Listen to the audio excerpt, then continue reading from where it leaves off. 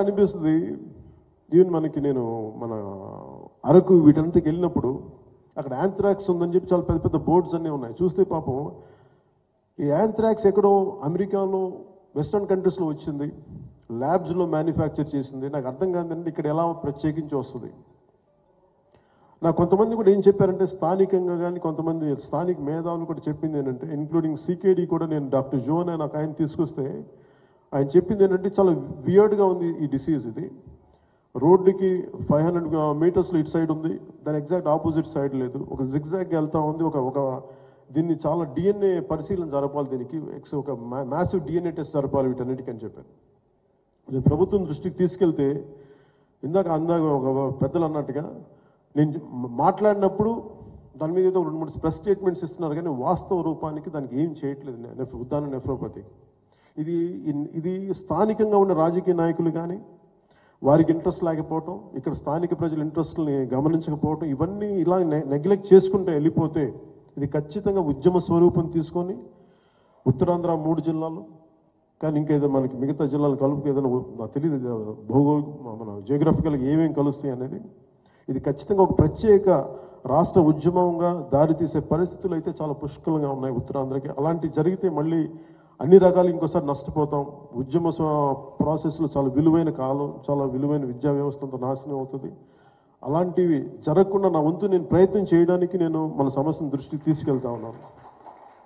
ఎవరు కూడా గొడవలు పెట్టుకోవాలనుకో, కానీ తప్పదు అనుకున్నప్పుడు ఒకవేళ నేను ఈ ప్రాసెస్లో ఫెయిల్ అయితే అది ఖచ్చితంగా న్యాయం చేయలేనప్పుడు అది రాష్ట్రంగా తీసుకుంటే అది ఖచ్చితంగా మా అందరి కలెక్టివ్ ఫెయిల్యూర్. అది అలా జరగకుండా నా వంతు కృషి మీకు చేస్తాను తెలియజేసుకుంటూ,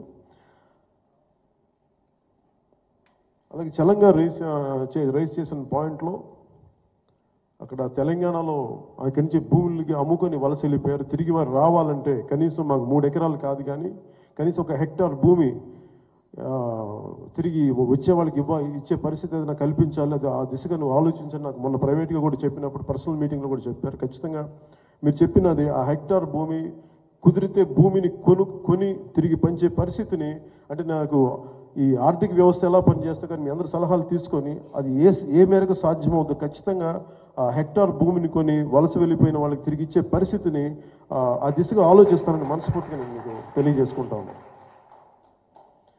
అలాగే తెలంగాణలో ఇందాక మాట్లాడుతున్నప్పుడు తిరుగుబాటు ధోరణి ఏమైపోయిందని ఇందాక ఎవరో మాట్లాడారు. ఆ తిరుగుబాటు ధోరణి చచ్చిపోలేదు. నేను మొన్న మధ్యన ట్వీట్ కూడా చేశాను. నేను సోంపేట మన బేలా భూములకి వెళ్ళినప్పుడు పెద్ద వయసు వచ్చిన రైతుని చూశాను. లీడ్ చేసిన మన డాక్టర్ కృష్ణమూర్తి గారు, దుర్గారావు గారు కూడా ఉన్నారు. శ్రీకాకుళంలో కానీ మన ఉత్తరాంధ్రలో కానీ ఆ ఉద్యమ బాట పట్టే రక్తం కానీ ఆ స్ఫూర్తి కానీ చచ్చిపోలేదు.